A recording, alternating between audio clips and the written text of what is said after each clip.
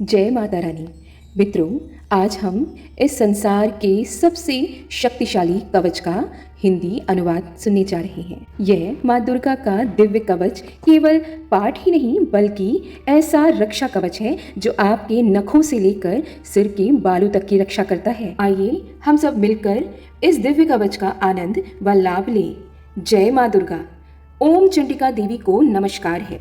मार्कंडेय जी ने कहा, पितामह, जो इस संसार में परम गोपनीय तथा मनुष्यों की सब प्रकार से रक्षा करने वाला है और जो अब तक आपने दूसरे किसी के सामने प्रकट नहीं किया है, ऐसा कोई साधन मुझे बताइए। ब्रह्मा जी बोले, ब्रह्मन, ऐसा साधन तो एक देवी का कवच ही है जो गोपनीय से भी परम गोपनीय, पवित्र तथा संपूर्ण प्राणियों का उपकार करने वाला है। महामुने, उसे श्रवण करो।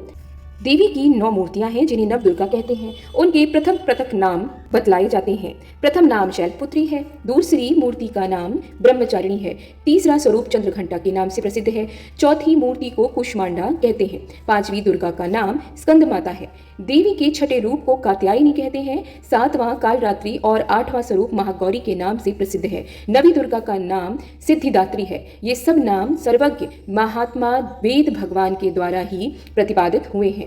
जो मनुष्य अग्नि में जल रहा हो, रणभूमि में शत्रुओं से घिर गया हो, विषम संकट में फंस गया हो तथा इस प्रकार भय से आतुर होकर जो भगवती दुर्गा की शरण में प्राप्त हो, उनका कभी कोई अमंगल नहीं होता। युद्ध के समय संकट में पड़ने पर उनके ऊपर कोई विपत्ति नहीं दिखाई देती। उन्हें शोक, दुख और भय की प्राप्ति नहीं होती। जिन्होंने भक्तिपूर्वक देवी का स्मरण किया है उनका निश्चय ही अभ्युदय होता है। देवेश्वरी, जो तुम्हारा चिंतन करते हैं उनकी तुम निसंदेह ही रक्षा करती हो। चामुंडा देवी प्रेत पर आरूढ़ होती हैं, वाराही भैंसे पर सवारी करती रहती हैं और ऐन्द्री का वाहन ऐरावत होता है, ऐरावत हाथी है। वैष्णवी देवी गरुड़ पर ही आसन जमाती हैं। माहेश्वरी वृषभ पर आरूढ़ होती हैं। कौमारी का वाहन मयूर है। भगवान विष्णु की प्रियतमा लक्ष्मी देवी कमल के आसन पर विराजमान है और हाथों में कमल धारण किए हुए हैं।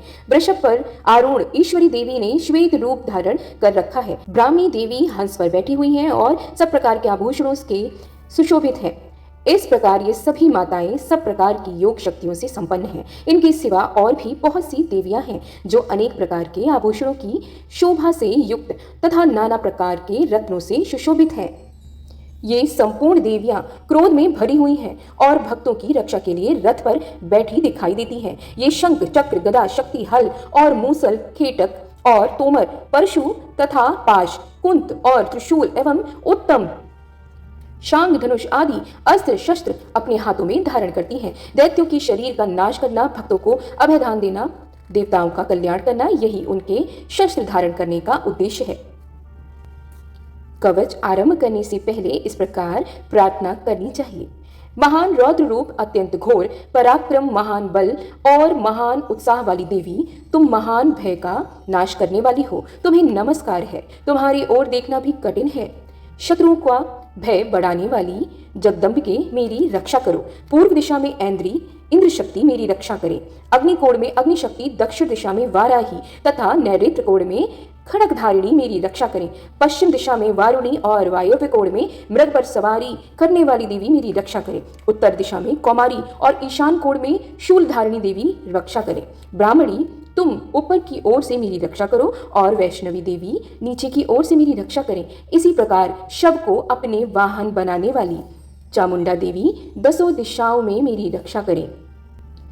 जया आगे से और विजया पीछे से मेरी रक्षा करें। वाम भाग में अजिता और दक्षिण भाग में अपराजिता रक्षा करें। उद्योतनी शिखा की रक्षा करें। उमा मेरे मस्तक पर विराजमान होकर रक्षा करें। ललाट में मालाधरी रक्षा करें। यशस्विनी देवी मेरी भवों की संरक्षण करें।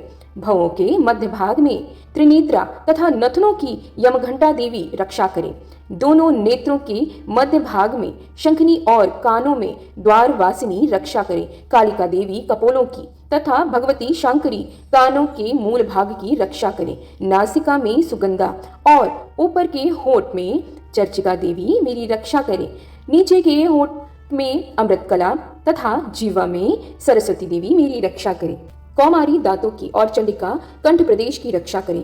चित्र घंटा गले की, घाटी की और महामाया तालु में रहकर रक्षा करें। कामाक्षी ठोड़ी की और सर्वमंगला मेरी वाणी की रक्षा करें। भद्रकाली ग्रीवा में और धनुर्धरी पृष्ठवंश मेरुदंड में रहकर रक्षा करें।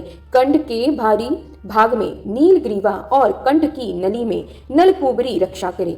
दोनों कंधों में खड़गनी और मेरी दोनों भुजाओं की वज्रधारिणी रक्षा करें। दोनों हाथों में दंडिनी और अंगुलियों में अंबिका रक्षा करें। शूलेश्वरी नखों की रक्षा करें। कुलेश्वरी कुक्षी पेट में रहकर रक्षा करें। महादेवी दोनों स्तनों की और शोक विनाशिनी देवी मन की रक्षा करें। ललिता देवी हृदय में और शूलधारिणी उदर में रहकर रक्षा करें। नाभि में कामिनी और कुहाभाग की गुहेश्वरी रक्षा करें। पूतना और कामिका लिंग की और महिषवाहिनी गुदा की रक्षा करें। भगवती कटिभाग में और विंध्यवासिनी घुटनों की रक्षा करें। संपूर्ण कामनाओं को देने वाली महाबला देवी दोनों पिंडलियों की रक्षा करें। नारसिंही दोनों घुटियों की रक्षा करें और तेजसी देवी दोनों चरणों के पृष्ठभाग की रक्षा करें। श्री देवी पैरों की उंगलियों में और तलवासिनी पैरों के तलुओं में रहकर रक्षा करें। अपनी दाढ़ों के कारण भयंकर दिखाई देने वाली दंश्रा कराली नखों की और ऊर्ध्व केशनी देवी केशों की रक्षा करें। रोमवलियों के छिद्रों में कौबेरी और त्वचा की वागेश्वरी देवी रक्षा करें। पार्वती देवी रक्त मज्जा वसा मांस हड्डी और मेद की रक्षा करें। आंतों की कालरात्रि और पित्त की मुकुटेश्वरी रक्षा करें। मूलाधार आदि कमल कोशों में पद्मावती देवी और कफ में चूड़ामणि देवी स्थित होकर रक्षा करें। नख के तेज की ज्वालामुखी रक्षा करें, जिसका किसी भी अस्त्र से भेदन नहीं हो सकता। वह अभेद्या देवी शरीर की समस्त संधियों में रहकर रक्षा करें। ब्राह्मणी आप मेरे वीर की रक्षा करें। छत्रेश्वरी छाया की तथा धर्मधारिणी देवी मेरे अहंकार मन और बुद्धि की रक्षा करें।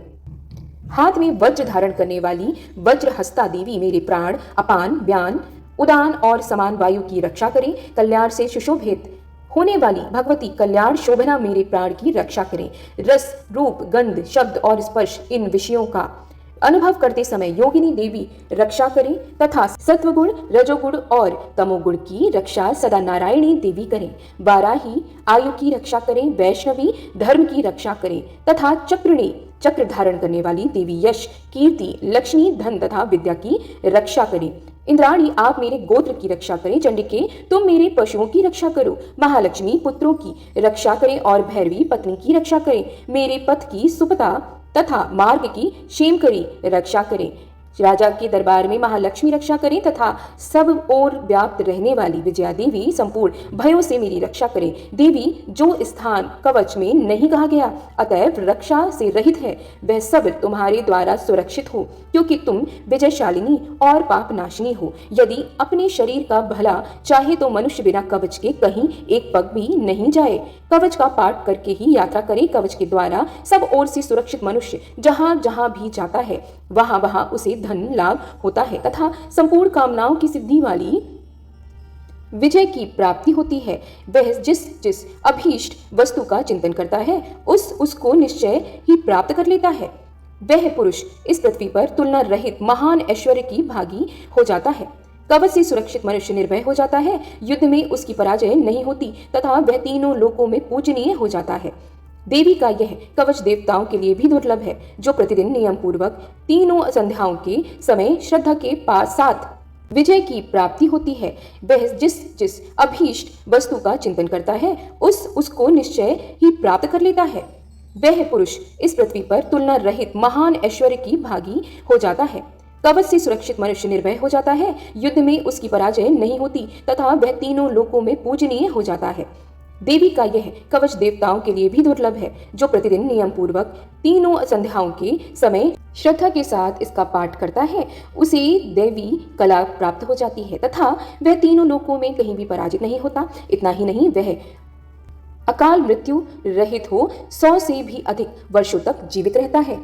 मकड़ी चेचक और कोड़ आदि उसकी संपूर्ण व्याधियां नष्ट हो जाती हैं। कनेर भांग अफीम धतूरे आदि का स्थावर विष सांप और बिच्छू आदि के काटने से चढ़ा हुआ जंगम विष तथा अहिफेन और तेल के संयोग आदि से बनने वाला कृत्रिम विष, ये सभी प्रकार के विष दूर हो जाते हैं, उनका कोई भी असर नहीं होता।